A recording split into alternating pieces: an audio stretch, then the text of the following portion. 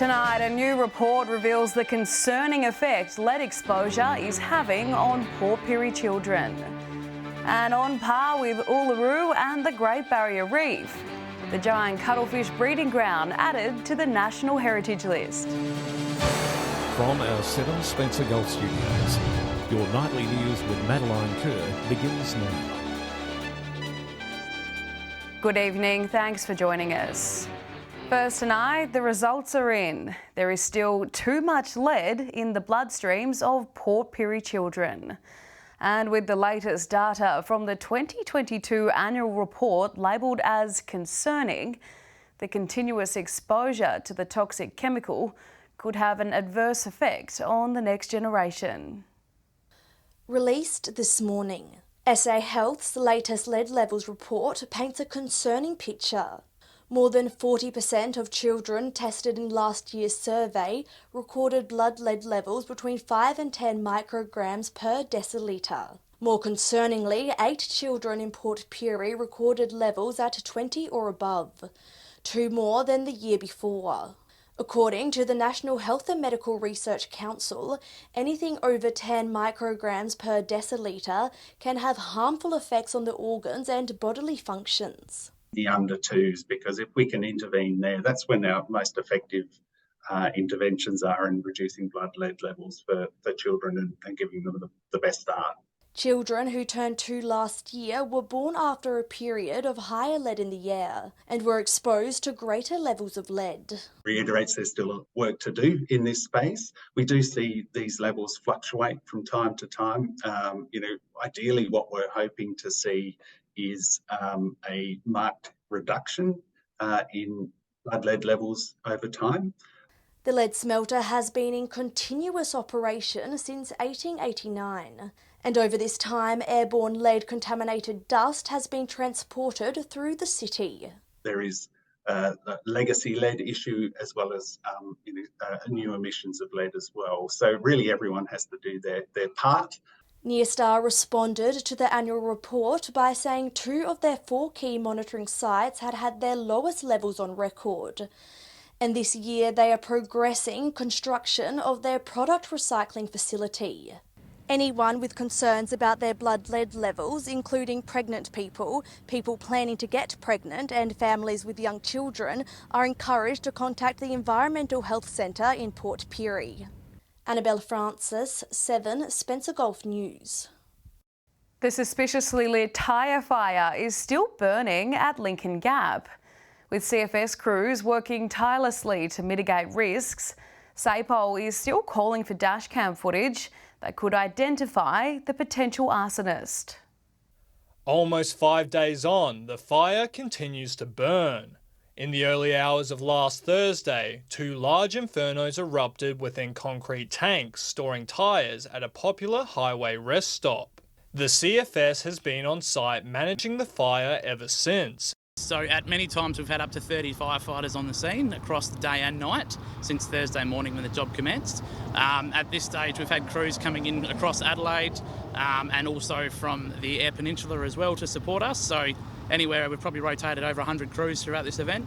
With rubber notorious for its long burn times, the CFS say they could still be here for several more days as the insides of tyres continue to burn even when they're extinguished on the outside. And with an estimated 1 million tyres in these tanks, there is plenty of fuel for the fire to keep on burning. So as well as the foam and the gel, we're also using a fair amount of water, as you can see with our bulk water carriers in the background. So we'd be looking at least probably 30 to 40,000 litres every half an hour to an hour.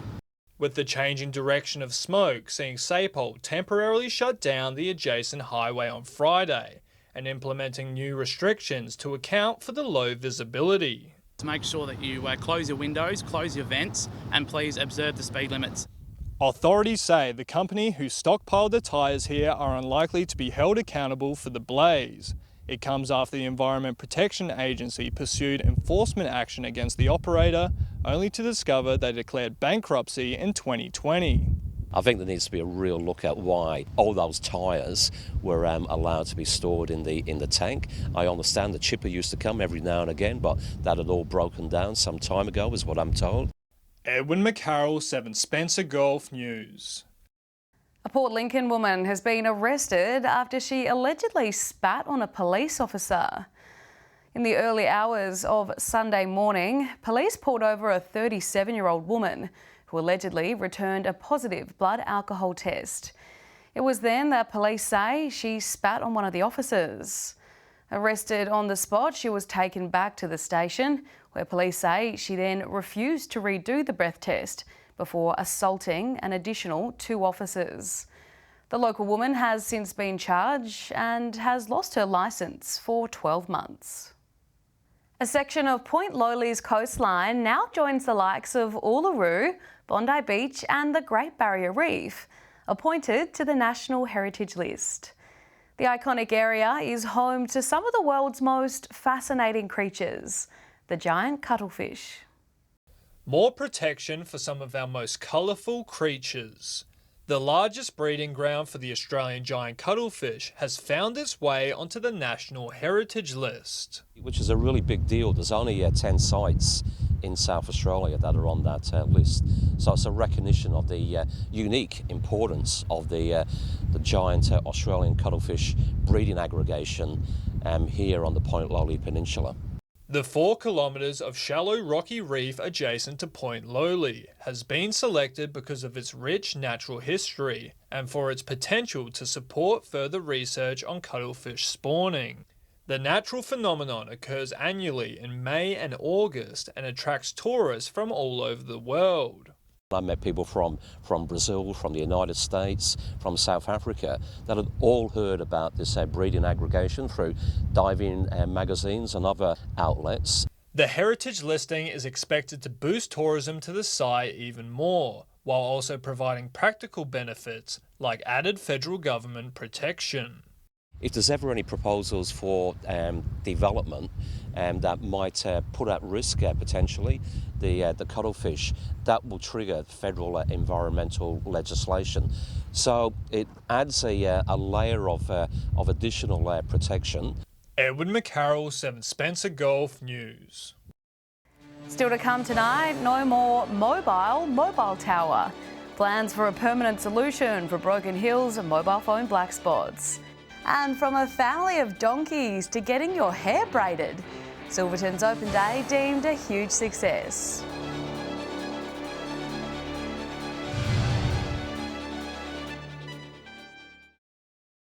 Welcome back.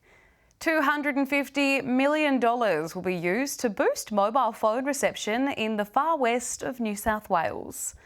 The state government and One Wi-Fi have come to an agreement, sharing mobile towers.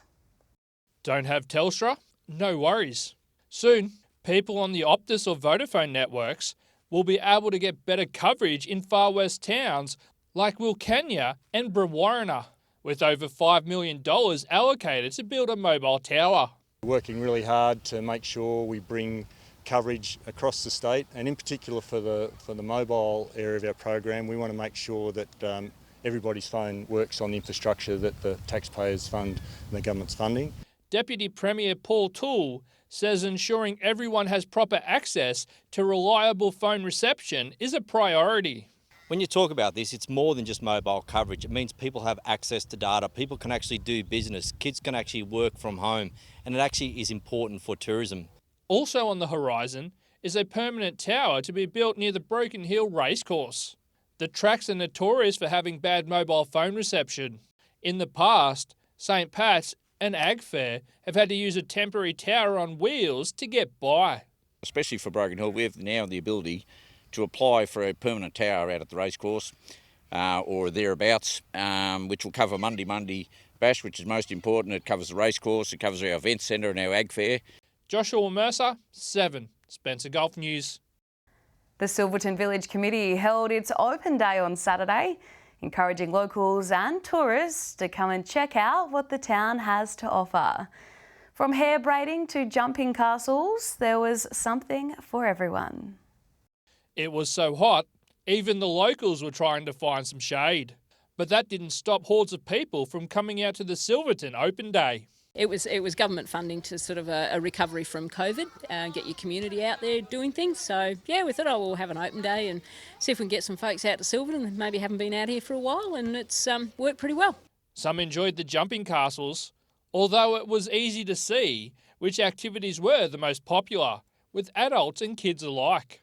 The municipal chambers up there, we sort of decided we'd put some colouring in things up there and hair braiding, face painting. I'll put it up there, a few jigsaw puzzles. I can't believe it. I don't think the kids have left the table for the colouring in while the hair braiding's been going on. The village committee worked hard to get the day up and running, made easier after securing a grant through Regional Development Far West. The weekend's events just part of what the committee is capable of. Yeah, look, we're always coming up with, ideas of things that we can do. The community, we're a small community, so there are always things that we need, so upgrades to power, water infrastructure, things like that. We're always working on something. Joshua Mercer, 7, Spencer Gulf News. Stay with us after the break. A creative hub in Port Lincoln reopens after a much-needed revamp. And the colourful way locals raise money for sick kids in Broken Hill.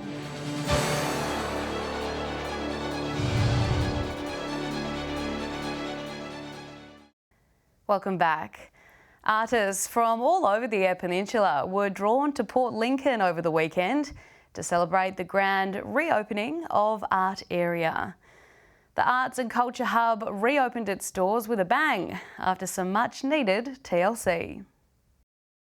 Artists and makers couldn't wait to get inside the upgraded Art Area building, and it's not hard to see why. The space, with paintings covering every wall, provides a beautiful home for the Eyre Peninsula's artistic community.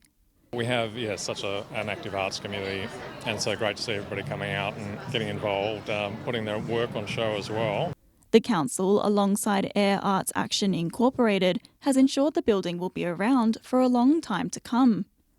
Key works in the $750,000 refurbishment included a roof replacement, electrical upgrades and new finishes. A key element of the project was making this building fit for purpose for the next 20 or 30 years, providing a space that invites community in, but it's also accessible and inclusive. In addition to being inclusive, the space also paints a picture of a brighter community.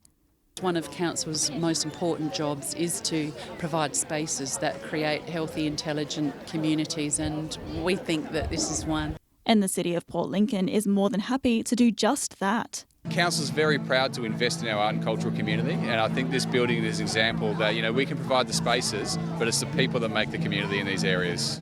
Sandy says it best when talking about the inspiring, creative and safe environment at Art Area. It's exciting. I want to do star jumps when I come here. Alison Hall, 7, Spencer Gulf News. Week 1 of the AFL's practice matches has seen Port Augusta's Connor Rozee as a highlight during Port's clash with West Coast. Despite the Eagles getting the better of power, team management says there are positives to take from the loss. A good time for footy players to stretch their legs, with week 1 of the practice matches seeing all clubs testing the waters ahead of the upcoming season. Port Adelaide travelled to Perth to face West Coast, who are determined to come back from a horror 2022 season. But one player has cemented his All-Australian credentials, Connor Rozee. Danger here, Rozee, 48 out, exquisite skills, that's why he's an All-Australian from 2022. The midfielder zigging and zagging to help his side claw back the points gap, but it wasn't enough. Positives in terms of how we played. I think we dominated field position, had the ball in our half, created lots of opportunities. I think some of our full ground defence, there's some positives in there, and I think we saw some great things from some young people in our team too. Just excited to try out a little bit of a different game plan against them, and it looked like it worked pretty well. There's still some things we need to work on as a side, but overall pretty promising performance, I think. The Eagles flew on high. At final siren, they took the win 13-6-84 to 11-10-76.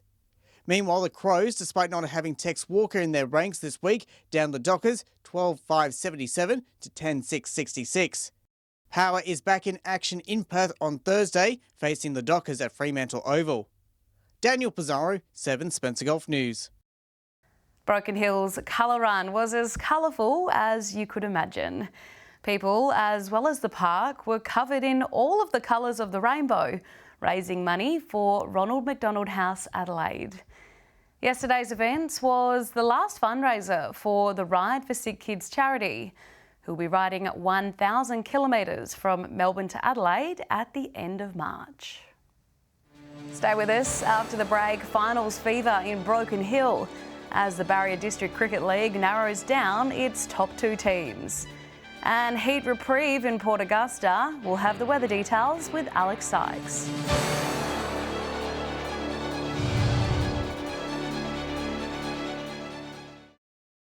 Welcome back. The regular cricket season in Port Augusta has wrapped up, with finals now on the horizon. Daniel Pizarro has this week's Cricket Wrap. Quorn has cemented its position in Port Augusta cricket with a convincing win over West Augusta as round 11 marks the end of the regular season. Quorn dominated the match at Chinnery Park, easily downing West Augusta by 7 wickets. Meanwhile, at Etzer Oval, South Augusta crushed the Tigers by 5 wickets. South are second on the ladder now, followed by the Tigers, and West Augusta sadly knocked out. The finals elimination match is this coming weekend. In Port Lincoln, round 14 is the penultimate round of the regular season. Charlton edged out way back by 2 wickets on Saturday afternoon. Tasman took their win against Southern Air South 3 for 70. Todd River had the bye. At Port Pirie, it's finals season. The qualifying final between Props Panthers and SPCC. It was a great match, with the Panthers advancing to the grand final after winning by 4 wickets. SPCC faces the Rams next week in a do-or-die match to make it to the final. In the Steel City A-grade cricket had round 8 on Friday night and over the weekend. North Whyalla smashed Rapina 6 for 161 against the Roos all out for 90. The Roos had a second match, this time against CWCC, but again they came up short, losing by 38 runs. The Northern Areas Cricket Association round 14 had Burra face Orroroo in Burra. Orroroo were clearly the stronger team, winning 2 for 126 to 5 for 160. There were also wins for Bullaroo and Wilmington, while the Spalding-Bundaleer game was abandoned. Round 14 of the Eastern Air Comp had Port Neale forfeit against Buckleboo, but Kimber dominated against Dark Peak with a fantastic 8 for 264 against All Out for 215. Cowell defeated Locke and Cleve were too good for Ruddle. And over the border to the Silver City, with the BDCL holding its semi-finals, West took out Central by 25 runs at Ulmer Oval. They take on North this Saturday in the grand final. So we're now heading into finals and qualifying finals for most cricket comps, so very exciting times on the pitch. But I tell you what else is exciting, Maddie. Trial footy is back this weekend. You can tell I can't wait. Really, I wouldn't have noticed if you didn't say anything, Daniel, but who doesn't love footy? But it's time now to take a look at what's happening in the weather with Alex Sykes. Alex, how was the start to the working week? Good evening, Maddie. Well, it was definitely cooler in Port Augusta today compared to last week, when we saw 5 days in a row of 40+ weather. The Jewel of the North recorded a moderate 30 degrees today, while it was a touch under 26, 32 over the border in Broken Hill. Looking more broadly at today's weather map now, Port Lincoln recorded 23 degrees today, 26 in Adelaide, 28 in Kadina and 29 in Port Pirie. Taking a look at the satellite image now, a high pressure system northwest of Perth is extending a strong ridge towards the Bass Strait. The ridge will persist to the south of South Australia during the week. Moving on to tomorrow's weather outlook now, and we'll start with the Gulf waters. Southerly winds 15 to 25 knots, seas between 1 and 2 metres, and south to southwesterly swell between 1 and 1.5 metres. Cloudy and 22 in Port Lincoln and Cleve on Tuesday, partly cloudy and set to reach a max of 27 in Woodner. Between 17 and 25 in Whyalla tomorrow. Partly cloudy conditions there as well. Mostly sunny and 27 in Port Augusta, looking on track to record 0 rain for the entire month of February, and 26 in Kadina. Port Pirie partly cloudy and set to reach a high of 27 there. Partly cloudy and 24 in Clare, and mostly sunny and 34 degrees in Broken Hill tomorrow. Some light winds about. Taking a look further through the week now. Starting with Wednesday, the first day of autumn. It will be sunny up in Cooper Pedy, 31 degrees there. Blue skies in Broken Hill as well. 27 on the way for Woodner and Port Augusta. Port Pirie mostly sunny and a top of 28. Moving on to Thursday's outlook now, and it's looking a bit sunnier. Blue skies and tops of 28 degrees in Woodner, Port Augusta, Port Pirie and Broken Hill. Whyalla a sunny top of 25. 32 up in Cooper Pedy. More of the same on Friday, sunny and 29 in Port Pirie, Woodner and Port Augusta, cloudy in Port Lincoln, 23 degrees. And that's all the weather from me for tonight, Maddie. I'll see you a little later with an update. It's back to you. Thanks for that, Alex. And that's the local news this Monday. I'm Madeline Kerr. From all of us here, thanks for joining us. I'll have updates a little later, but until then, enjoy your evening. Good night.